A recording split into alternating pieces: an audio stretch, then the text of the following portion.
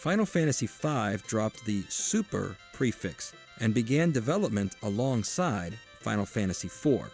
Thanks to the quick release of 4, Squaresoft was able to put in the overtime to develop 5, a time frame which spanned over 2 years, from the first public announcement to the first day of sale.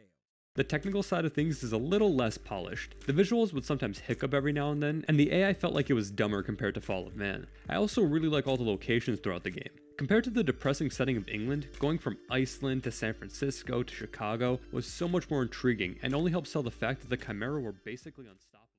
If the stories are bland and the visuals are gross and the music is MIDI and the gameplay is stale, then why would anyone over the age of 12 want to play these games? For years, I didn't think there was a true answer to that. I once believed that Pokémon didn't offer anything I couldn't get better elsewhere. But there is one thing, one piece of the puzzle that I hadn't really considered. As the arcade explosion would become insurmountable when the fighting game genre grew into the infinite money printer of every arcade in the world, Ingamus was the magazine with the newest and coolest fighter on its cover every month. Each issue had multi-page articles on the newest arcade releases shown off with tons of screenshots, official art, and interviews with developers. And these magazines were chunky, so you'd get articles made up of multiple spreads for many different games, events. Am I going crazy? If one wishes to survive, one would do well to consider who they trust. The first word that comes to my mind when I think of The Evil Within is inconsistent. When it's firing on all cylinders, it's a blast. Managing your resources, taking advantage of your environment around you, and using all your available gear to survive tense situations, it's fantastic when it all comes together. At best, you could see how well it builds off the foundation of Resident Evil 4, a title worthy of being a spiritual. This is Sand Oasis. Actually, while I haven't played the game much since 07, I never stopped listening to the music. Secret Rings has one of my favorite soundtracks this side of Sonic Rush. Seriously, why don't they do zone music with cornball lyrics more often? And the level itself is gorgeous. The early morning sun casts harsh shadows across the scenery. The oasis beautifully reflects the environment, and Sonic kicks up sand as the speed mins it. Yeah, this really was the most graphically impressive Wii game.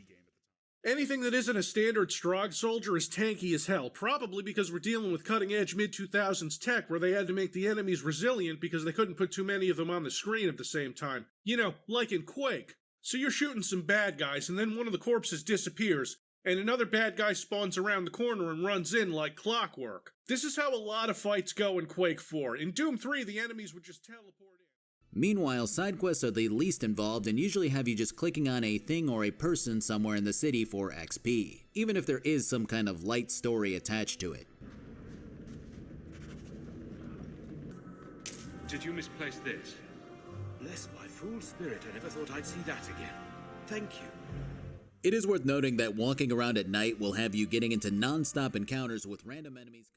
First of all, the world is just absolutely beautiful. This is one of the best looking cities I've personally ever played a game in.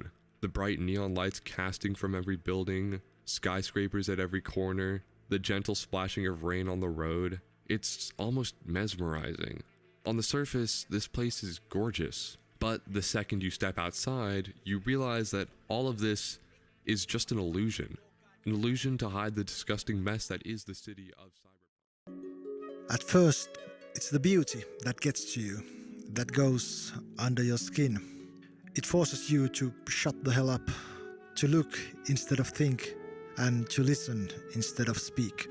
The visuals, the art design, the music, the mythic imagery, they rip you violently from your own perceptions. Suddenly, you, as in I, don't matter that much.